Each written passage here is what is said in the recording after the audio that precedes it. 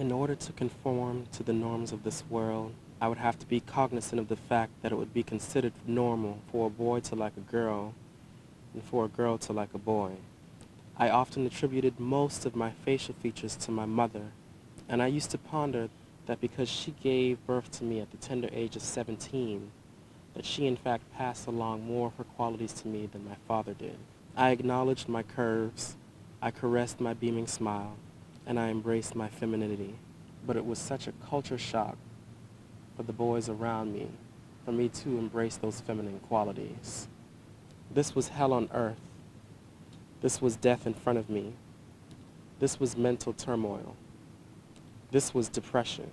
I had only just a minute, only 60 seconds in it. I was instantly traumatized by the fire in his eyes and the flames beaming with terror across the school window panes. The moment I ran outside is the exact moment I heard the screams growing higher and the flapping of the fire.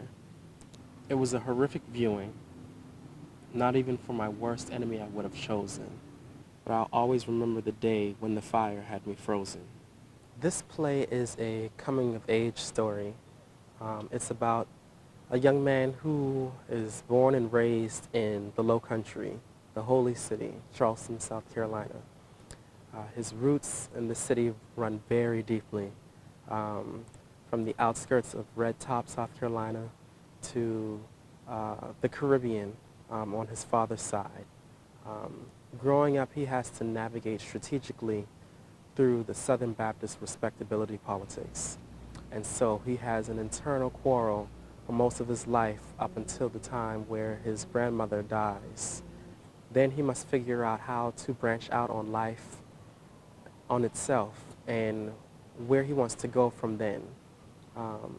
Thus marks the beginning of the transition of a trans woman who accepts her culture as a Gullah Geechee native and a Negro and a Caribbean folk.